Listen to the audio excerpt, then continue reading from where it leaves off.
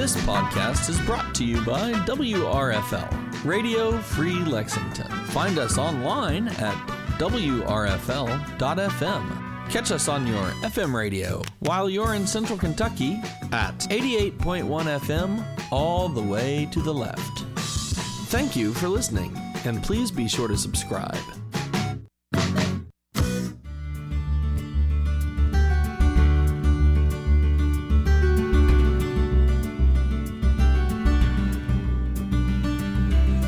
Hi, and welcome to From the Woods, Kentucky. I'm Renee Williams, and I'm here with my co-host, Lhotka. Today in studio, we have Chad Niman and Bobby Ammerman. Chad is a primary forest product specialist in the Department of Forestry and Natural Resources at the University of Kentucky, and Bobby is an extension associate of secondary wood industry. He is also with UK Forestry and Natural Resources. It's a pleasure to have both of you in studio today, and we look forward to talking about the Wood Expo. Thank you for having us. Before we get started talking about the Wood Expo, Chad, tell me a little bit about how you got interested in forestry. I know we've had you on the show before, but we want to kind of let people know, just in case they haven't heard. Definitely. So I started out in school, a business major. That's what they told me to do coming out of high school. And So I went with that, and I realized pretty quickly that I wanted to do something different. Wasn't really sure what that was. I love the outdoors, and so a good friend of mine ended up telling me about his classes and what they were like, and so I ended up going and checking it out, and the classes, you're outdoors a lot of time, they're really interactive, and it's peaceful, small class sizes, so you get to know the folks. At the time of my life that I was going through, it was a really important decision I made, and I really enjoyed that decision. I've really enjoyed forestry. Okay. Bobby, how about you?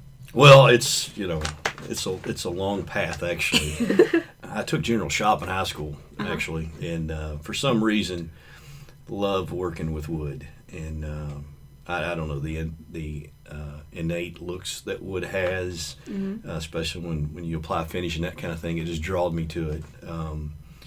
Starting a project and seeing it to completion was kind of interesting and fun. So from that point on, I took all the wood stuff I could take in high school and actually went to college and studied wood products manufacturing.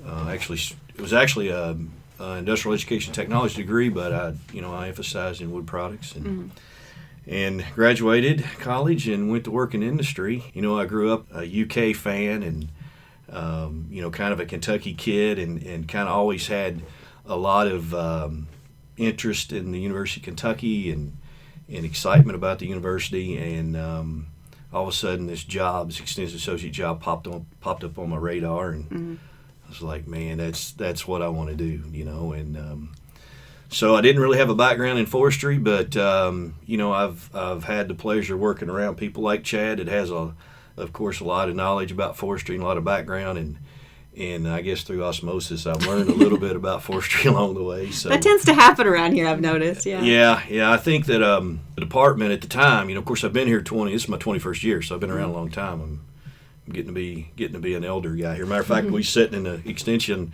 room the other day, having our meeting, and I think I was the most tenured person there, which it's making me feel really old. But anyway.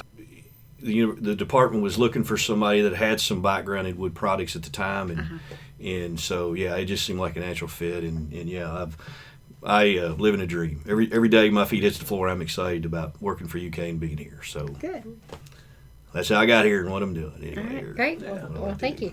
And so tell us what you do here at UK. Chad, you're a primary forest product specialist. Can you tell us what you do with that? So I work mostly with the primary side of industry, and that is loggers and your primary sawmills, and products that are included in that are logs coming out of the woods, that's lumber being manufactured, railroad ties that are being sawn out of those logs, veneers, any type of product like that that's on the first stages of processing. Explain what veneer is. Oh, so it's a really thin slice of wood. Essentially, they're shaving off like a quarter or an eighth inch, just a slice of that wood off of that log. And so they're just going and slicing those sheets off very thin, and so you get the most use of that log or that tree. Okay.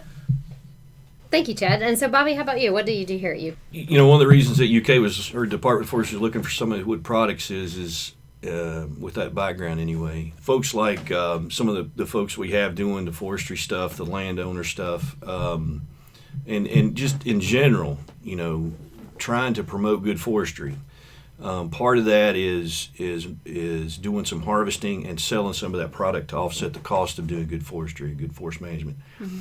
And so, the department, the university has always been interested in trying to help those landowners when they go to sell their product, that there's a market for those products. And so my job is to try to help that market, do everything I can to help drive the industry here in the state, help keep it strong, help keep it healthy, even expand it when those opportunities exist or come about. And so my area of focus is more on the secondary side, which is basically from the point at which you start drying the lumber up to the finished product. Now, with that said, Chad here, he hadn't been with us, but 4 years, roughly? Yes. And so before that, I was really trying to cover, because the position kind of sat empty, I was really trying to cover both to some degree. And so even today, I dabble a little bit with the primary, but Chad also dabbles a little bit with the secondary, because there's things come up in the secondary and, got time field and whatever, so he jumps in and helps with that. So we sort of define the positions, or sort of brother positions, if you will.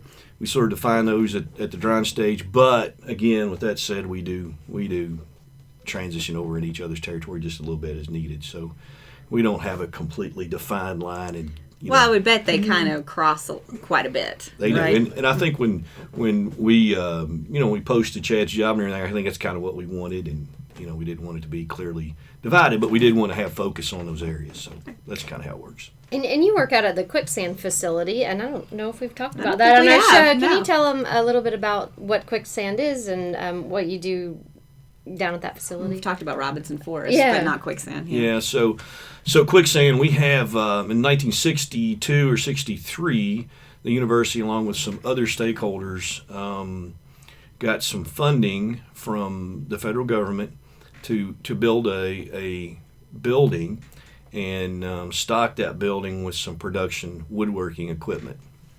And it's been sitting there since 1962, used for multiple different things. There was a traditional education program there at one time. We also use it for our forestry students. They spend a week there every year. There's been a little bit of research that's happened there. And we also use it for extension. So that's really where I'm engaged with it.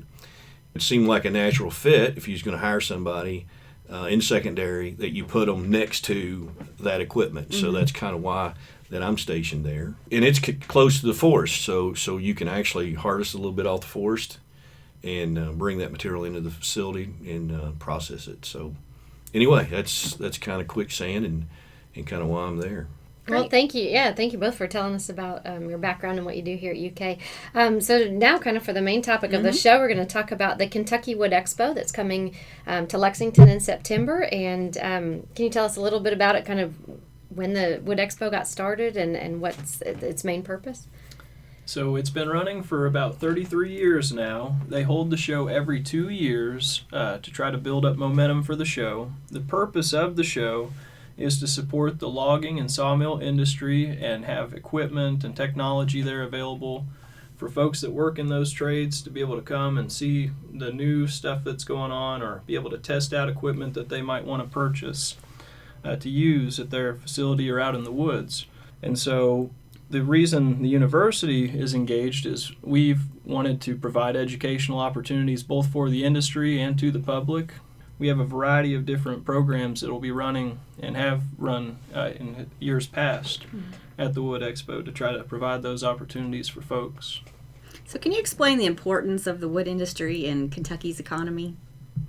Either one of you, go ahead. Well, yeah, I mean, I got into it a little bit there in the fact that as in order for us to have good management, good forest management on the ground, we need a local market for the products that would come off of forest land. And there's got to be a little bit of profit there, a little bit of dollars created in order to offset the cost of doing good management. And so the wood industry is important to the state for that purpose alone. It's also important because it employs a lot of people.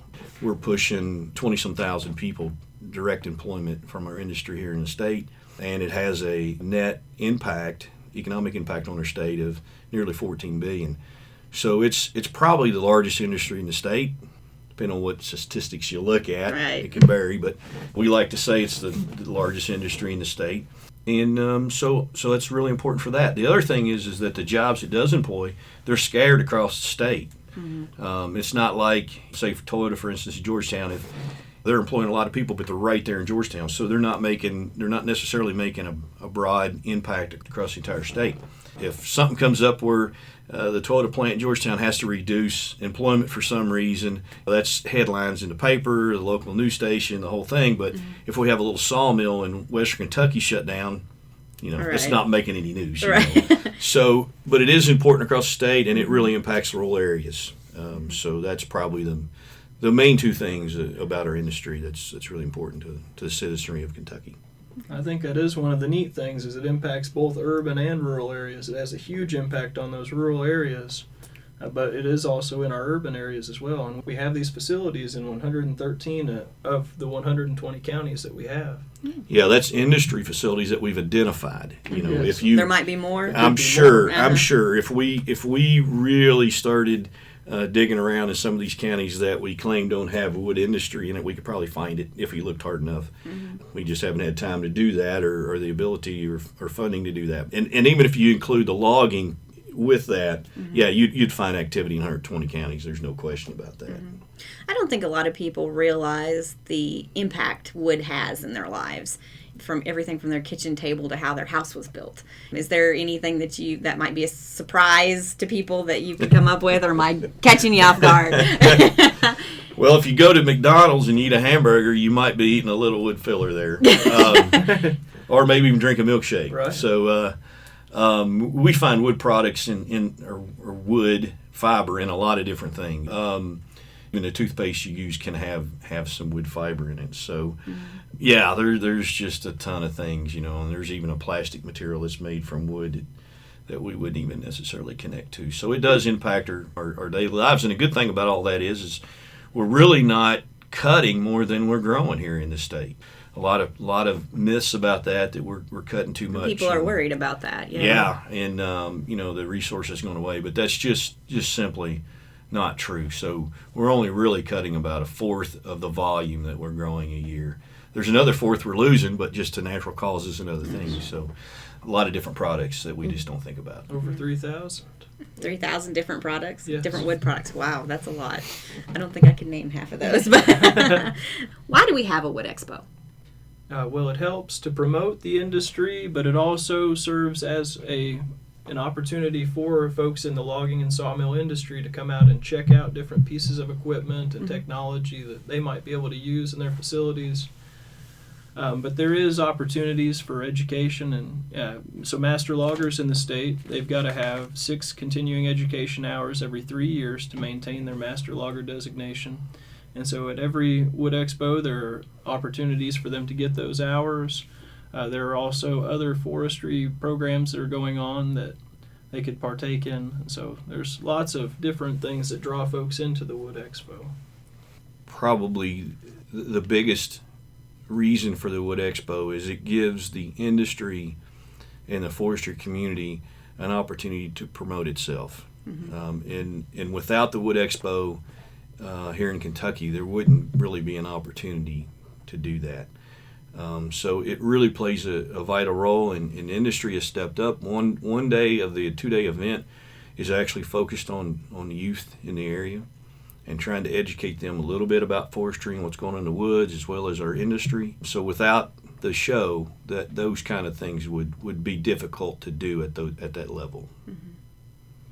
So the show is Friday, September 20th and Saturday, September 21st. And can you mentioned the youth, they have some events on Friday. Can you tell our listeners what some of the other events are on schedule for those 2 days? There is going to be the youth competitions. So there will be universities there competing. Their students will be out there competing in these different forestry competitions. Like what? What kind of events? So there will be overhead chop and axe throw and different chainsaw events. So like lumberjack games, Lumberjack basically. games. That would be You fun got to it, watch, yeah. yeah. There will also be some chainsaw carving and different activities like for the industry, like knuckle boom competitions and skidder competitions, different heavy equipment competitions to show the precision of those operators, and it's a little bit of good fun. But then looking at some of the educational things that we will have going on, Billy Thomas will be doing a timber economics program on Friday, September 20th. That's going to go from 10 to 2 o'clock in the afternoon. It's going to give county agents and folks in the area an opportunity to learn a little bit more about the variety of timber questions out there that they might come into contact with when they're wanting to market or learn more about their woods, and just kind of understanding what some of those costs going into managing their timber and who can help them to get all these things done. We'll have him come in, and Yes, Ellen and all these absolutely. come in a little bit and talk about their programs, so they can talk about a little bit more about it. And then Ellen will have the invasive plant management, and that'll be Friday, September 20th from 2 to 4. And then I'll be doing a small-scale logging program. It's with cutting and moving logs using ATVs and tractors. That's going to be on Saturday, September 21st from 10 to 12 p.m. And so you'll get to see a lot of different equipment that can be hooked up to things that folks on the farm or out in rural America typically have, with tractors and side-by-sides and four-wheelers, and just some simple, lower-cost implements that folks might be able to take advantage of to move firewood or logs around their property. You've been listening to From the Woods, Kentucky with co-hosts Renee and Laura. We'll be right back after this short break.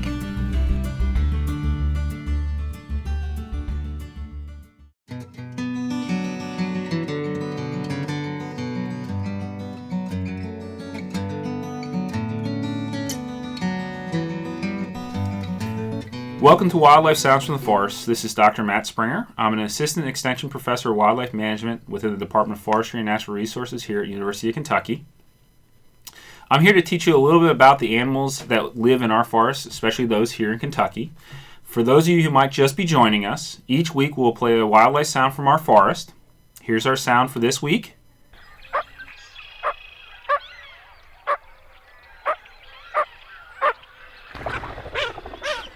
Stay tuned. Towards the end of the show, we'll talk about this animal and why it is making that sound.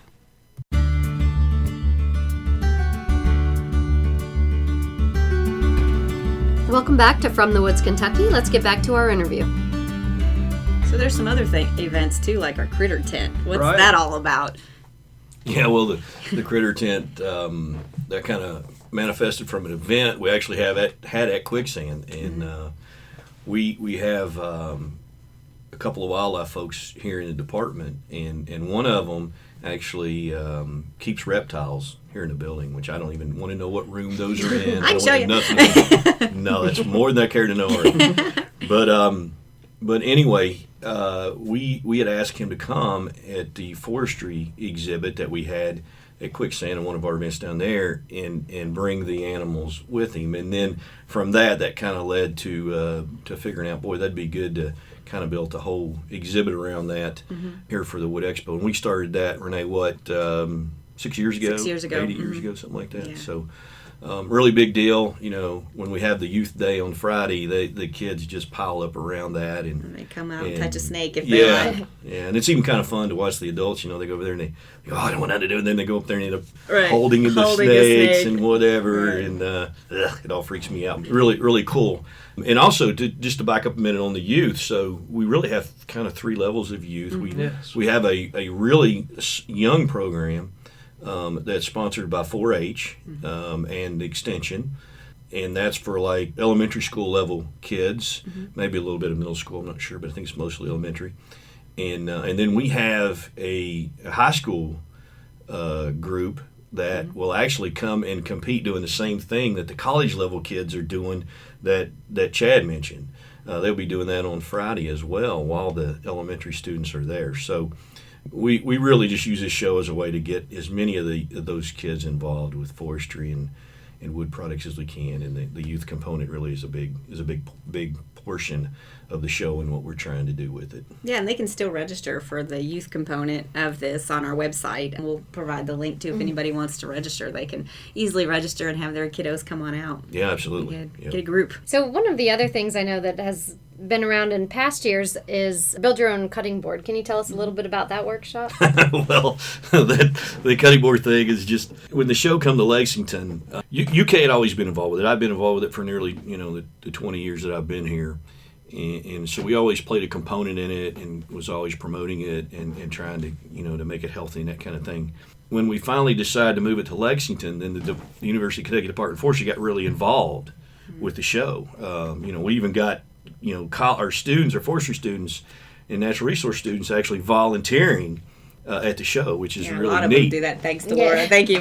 We appreciate that. So anyway, we were sitting around trying to figure out what kind of things we could do in addition to what's always been done with the show and how the department could play a role. And it just seemed obvious we ought to be doing something with wood, right, since it was a wood show. So the cutting board thing sort of come about. We'd been doing these quicksand kind of on a minor scale, where we bring in small groups and we do a little education program with them, and then they get to make a cutting board and finish it and take it home with them. And so we thought, boy, that might work out for this, for the Wood Expo. And so we the first year we did that, I had worked up. I had about 500 cutting boards prepped, roughly, for this. And, man, we had lines that people would wait in line for an hour and a half to make one of these cutting boards. To come and do it, basically there's no cost. We don't charge for the board or anything.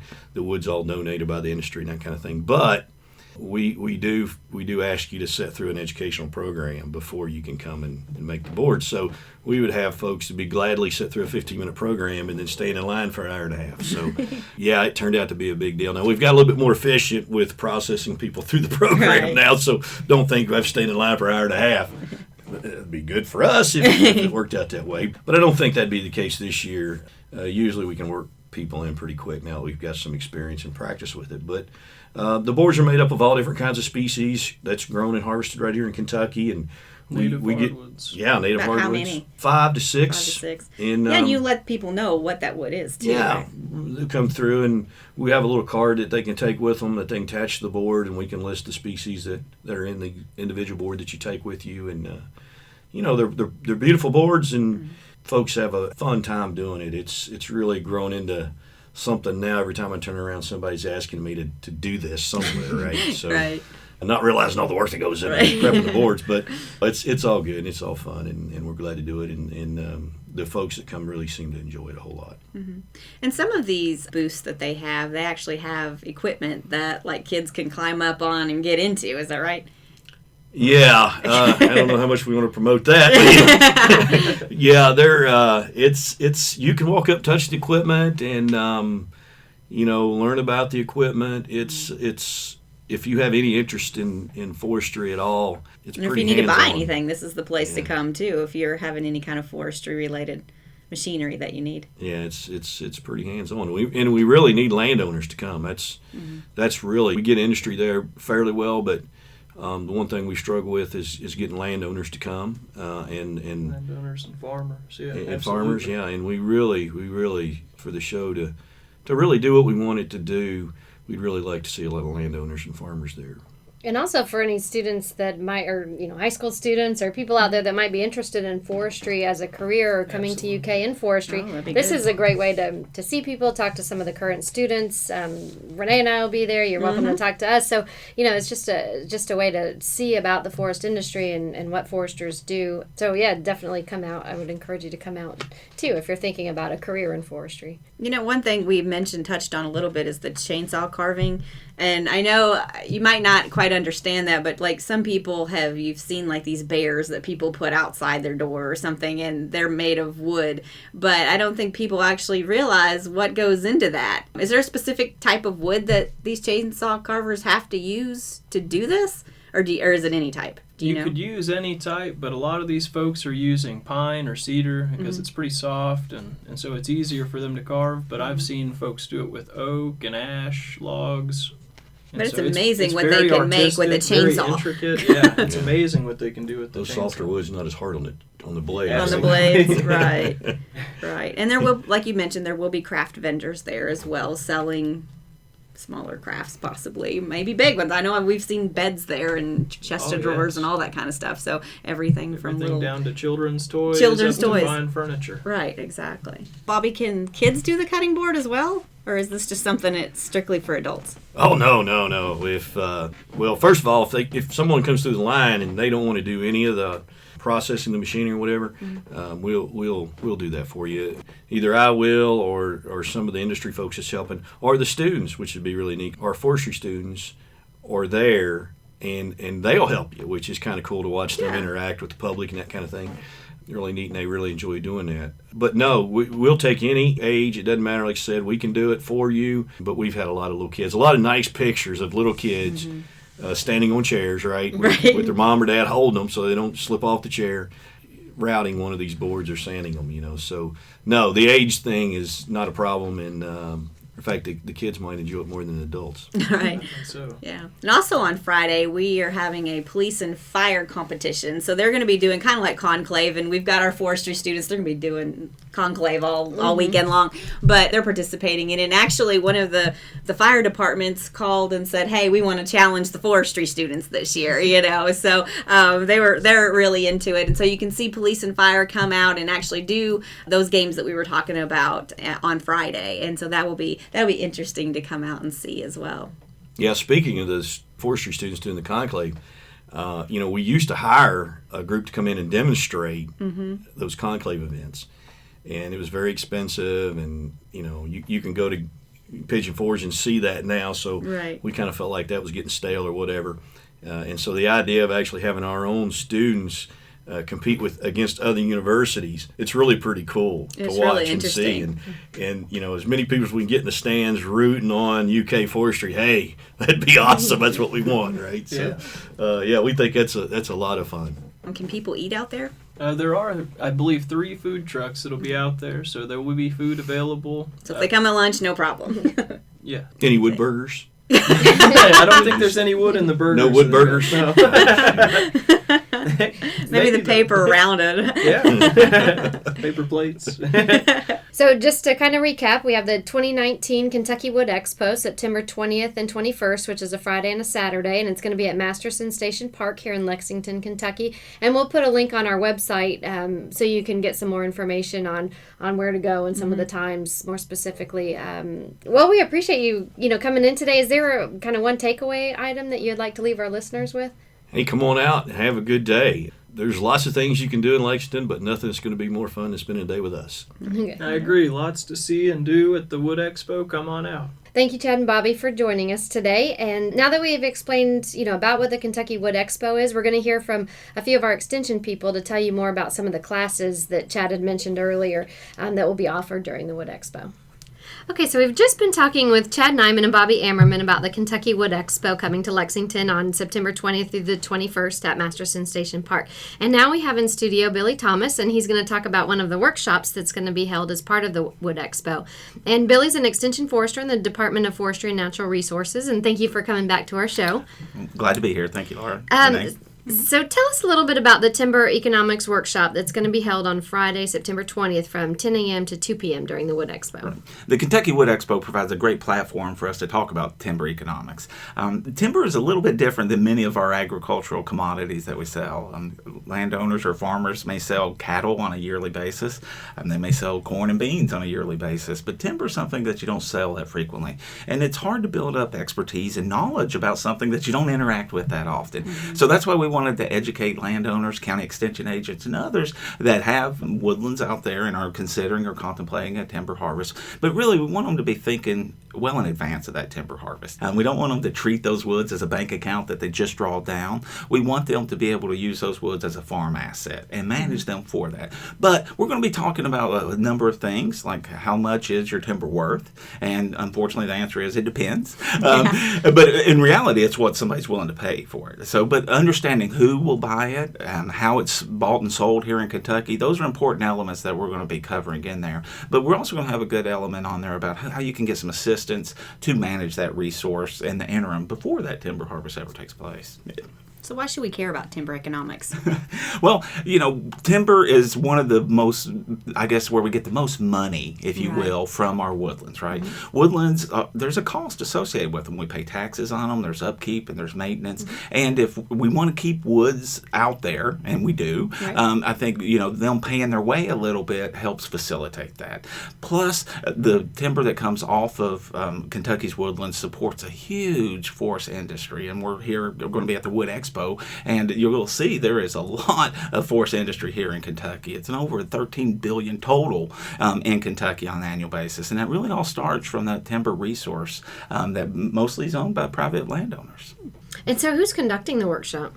UK Forestry Extension is going to be conducting that workshop. I'll be the lead on it, but we'll have some other presenters as well. And again, we're going to give folks a well-rounded understanding of what goes into timber prices, but also who can help you sell timber, what you need to think about it, and really how you can do a timber harvest that's going to make your woods better and healthier and more productive. Unfortunately, some of our timber harvesting that we do in the state is not really good for the long term of those woods. We do a lot of practices like high grading, where we just take the very best and we leave the junk out in the woods, more or less. And these are trees that are either inferior in species or in shape or form or other attributes that make them less desirable. And then if you keep doing that over time, then you got the woods full of those. And then your woods are unlikely to meet your objectives. They're unlikely to be very productive, and they're unlikely to be very healthy. So you can really degrade your woods over time if you don't do it properly. So we want to talk about how to conduct these properly. We're going to encourage people to work with professional assistants because there's a lot of help out there. And we want them to get the most out of their woodlands, but we also want those to be healthy and sustainable and productive for the long term. Mm-hmm. So the workshop is at the Wood Expo. It is at the Wood Expo. It's on Friday, September 20th from 10 until 2 o'clock. And people are welcome to come out. It is inside the Wood Expo, so you'll have to get in, but it's open to the public. And do they need to pre-register for that? We do have a pre-registration on our website. You can get there at www.ukforestry.org, or you can give us a call at 859-257-7597, and we'll be glad to take your registration over the phone. So there's other things to do, too, before and after your event. Certainly. In addition to this educational topic that we've heard from Bobby and Chad, and then you'll hear from Ellen, there are a number of different kind of educational things out there. But there's also a lot of fun stuff going on out there. We have a timber sports competition with a number of universities from around here. So we have students that are going to be out there competing in some different kind of timber sports. Lumberjack games, basically. Lumberjack, yeah. And, come out and support the UK Wildcats. They're going to be out there competing against some other schools as well. And there's also going to be chainsaw carvers, and there's some setups for kids out there as far as activities from little critters that they can check out and see, and other kinds of games and stuff. And a lot of crafters are going to be out there, a lot of wood crafts. So it's really just a good opportunity to kind of celebrate forestry and the wood industry here in Kentucky. All right, well, great. Thank you, Billy, for coming in and talking today about the timber economics. We appreciate it. You're welcome. Thank you all for what you do. You've been listening to From the Woods, Kentucky with co-hosts Renee and Laura. We'll be right back after this short break.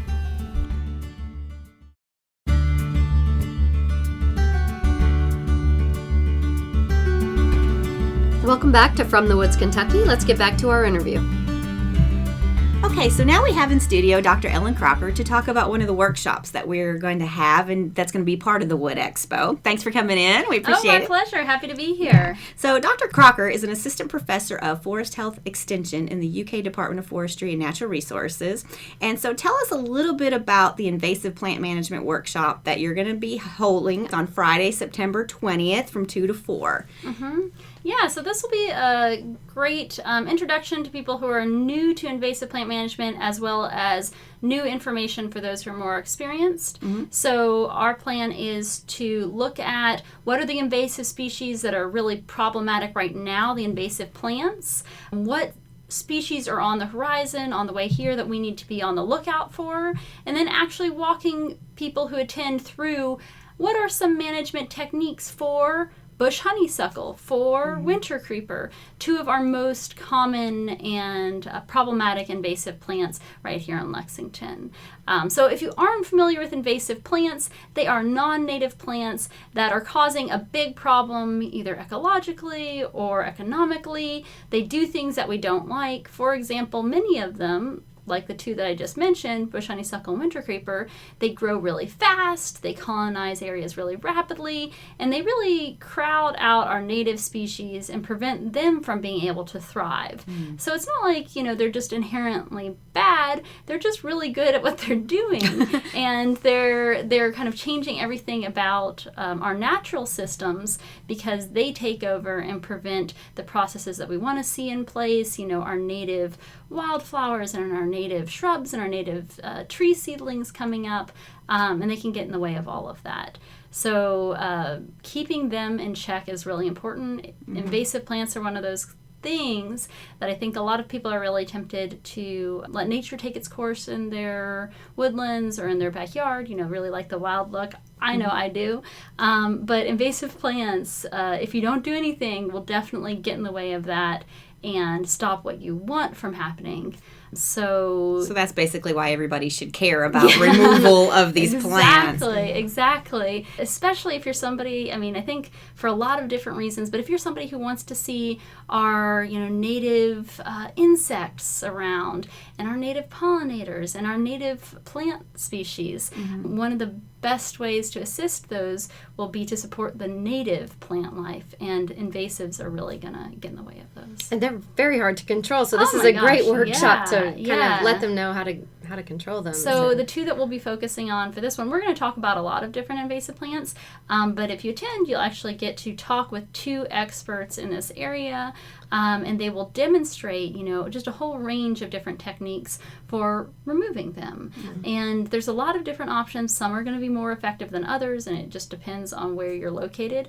But whether you have winter creeper in your backyard, whether you have it on a small property you own, whether you have a woodland that's entirely full of bush honeysuckle, I think this will be really informative. So who's conducting the workshop? So I'm leading this workshop, and then we've got a range of different guest speakers. For example, the two sessions that I mentioned on invasive plant management, showing you how to deal with bush honeysuckle and with winter creeper, are going to be led by Joe O'Million, who's in the Plant and Soil Sciences Department here at University of Kentucky, and Joyce Bender, who's with Kentucky Invasive Plant Council.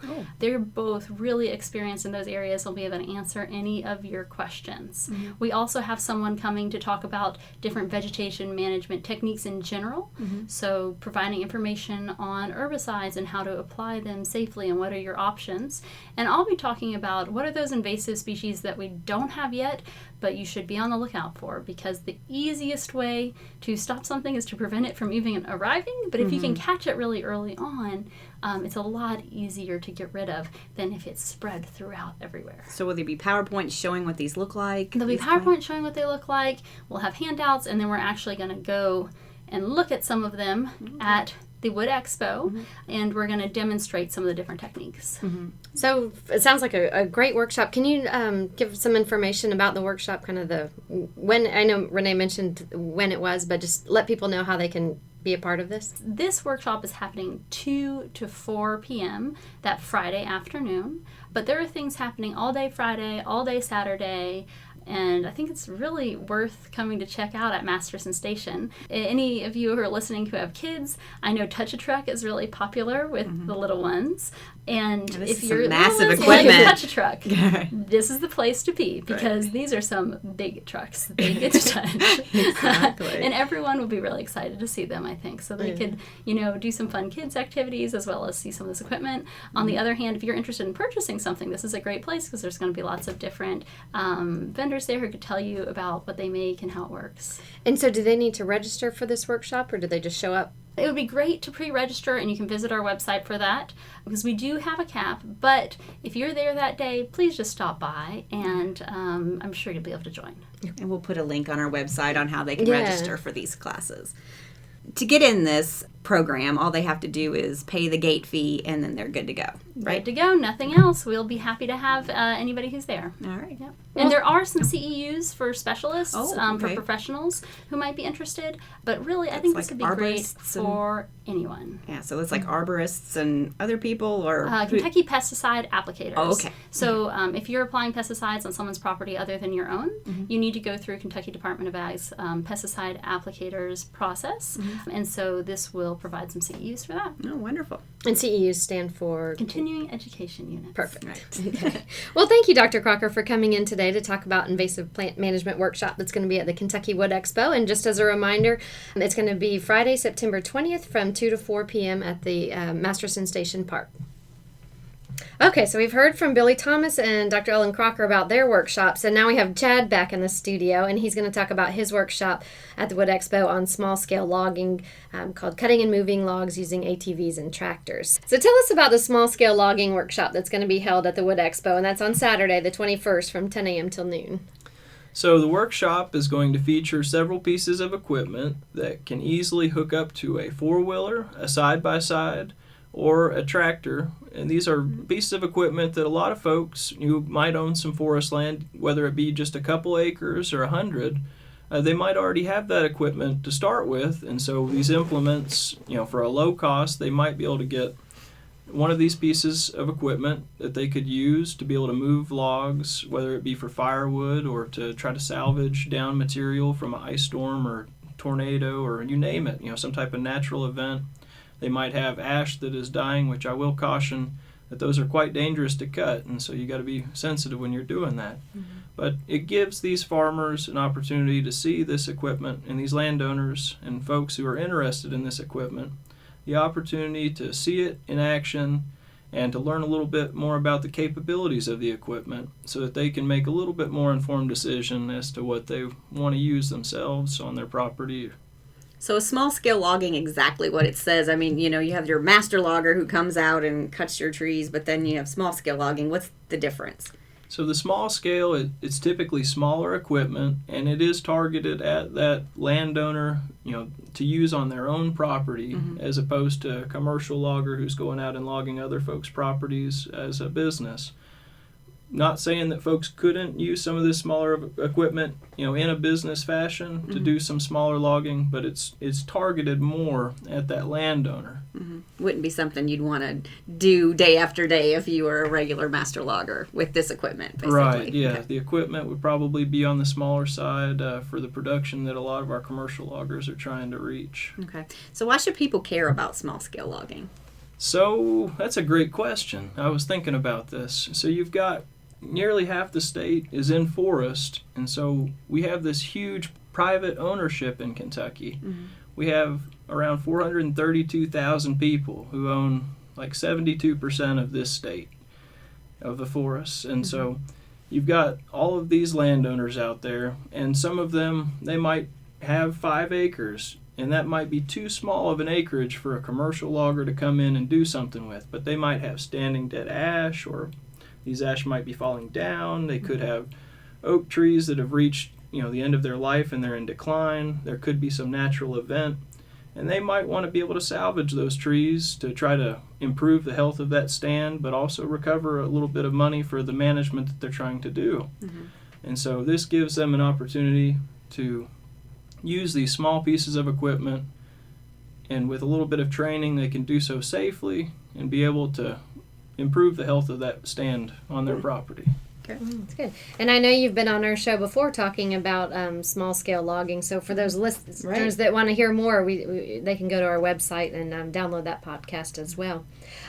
So for those that are interested in coming out to the Wood Expo, do they need to register for this event? We do encourage folks to register for this event. We have a link set up that we can have put on here. It's on the UK Forestry Extension website. And so we ask that just to have an idea for how many folks will be there. For more information on getting in through the gate at the Wood Expo, we'll have a link set up as well for you to be able to check out and get that information. Yeah, we'll post that at ukforestry.org too, and then we'll have it on our From the Woods Kentucky, mm-hmm. some links there. Yeah. Who's conducting this workshop? So I will be the one who's putting on the workshop, mm-hmm. and I'll be demonstrating some of the equipment as I'm explaining it. Mm-hmm. And so we've got different, like a metal skid plate that could be attached to a four-wheeler, and this thing, you could be able to move a 20-foot long, 20-inch diameter log. Wow. It pops up using leverage, mm-hmm. that log, and that's the basic principle with most of this equipment, is getting the front end of that log up off the ground so it doesn't hit stumps or get hung up, and it reduces that friction, mm-hmm. so that it can be moved easier. There will be several pieces of equipment that we'll go through, including a grapple arm loader trailer that actually can pick up these logs with a grapple arm and be able to place them onto the trailer that could be hooked to a tractor or a truck and be able to transport those logs both on the farm or off. All right, well, thank you, Chad, for coming back to talk about the small-scale logging workshop. We really appreciate it. Thank you for having me. If you'd like more information on what you've heard on this segment of today's show, visit our website at www.fromthewoodsky.org. Stay tuned now for Wildlife Sounds from the Forest. You've been listening to From the Woods, Kentucky with co-hosts Renee and Laura. We'll be right back after this short break.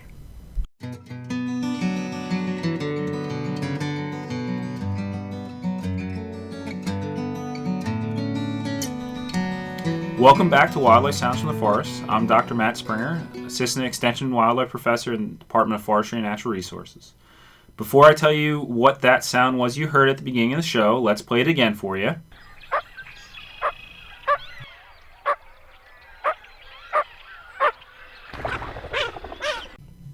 All right, that sounds like a duck. It does sound like a duck because it is a duck. All right. It is a very small duck. How small? If you were holding it in your hand, it would barely be bigger than adult male's hand. Oh, wow. Yeah, they're tiny. They're a tiny species. It is the blue-winged teal, and the reason why I chose them for this week is they are our earliest migrating waterfowl species that come through Kentucky. They are mostly in western Kentucky. They tend to follow the flyways pretty closely with the river.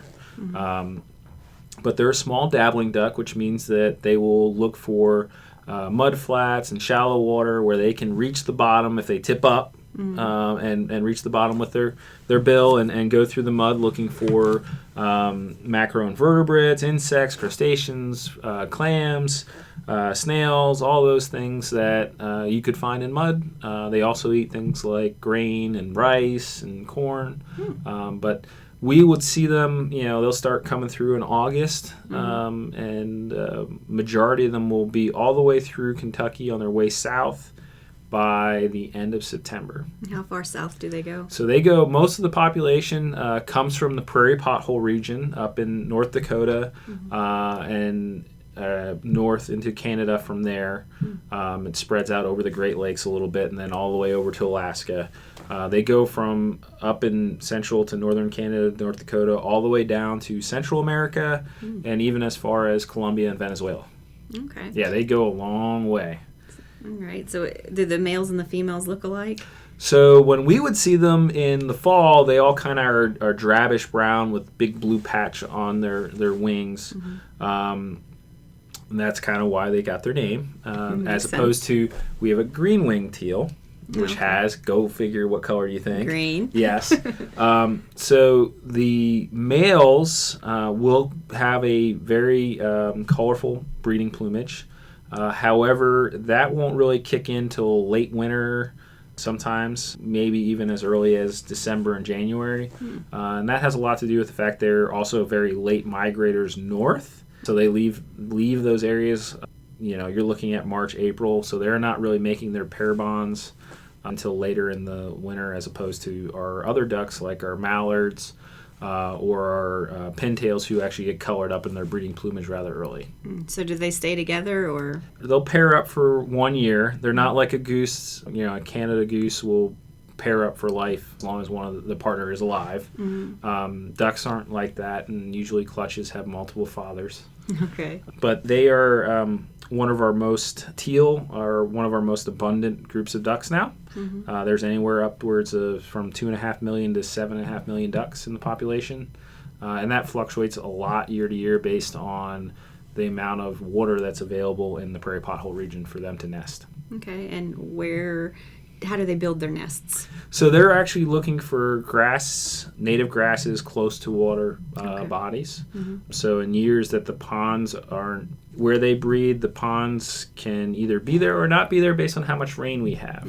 So the more ponds you have, the more nesting habitat is actually available to them. I see.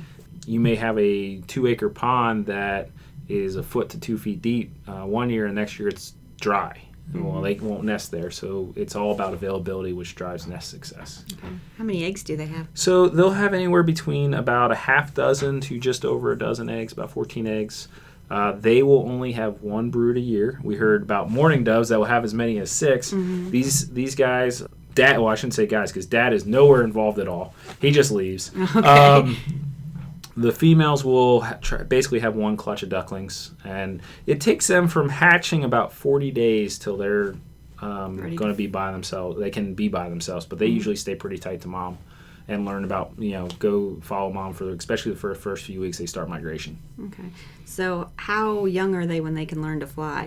That's a good question. I don't know off the top of my head. I would assume that they're hatching early summer, so they're usually able to fly around about 6 weeks. Okay. After that, if they're like most other of the duck species. So is there a duck season for these ducks? These guys do have a season. It's actually a special season that has been created because they migrate so early. Most of our duck seasons for traditional ducks, your bigger ducks, fall in about November, December, January. These guys would be in Venezuela and down in South America. So how then do you give the opportunity to harvest them? They actually created about a week-long to 2-week-long season, depending on what state you're in September. Oh, okay. So they're, like I said, the first ones that really come through. So they're kind of the only ducks that are really around. And in Kentucky, we actually we're kind of in this in-between of where we are mostly a state that they migrate through. However, there's been a few birds that have been found to be breeding in south central Kentucky on some of the lakes. So they don't necessarily have to go all the way to Canada. Sometimes they get lazy, right? I don't know why you want. I mean... Yeah. If you could do it, do it. Yeah, I'm sure it is. All right. Well, thanks for coming in and talking about ducks. Sure. Thank you for joining us today. If you'd like more information on what you've heard on this segment of today's show, visit our website at www.fromthewoodsky.org.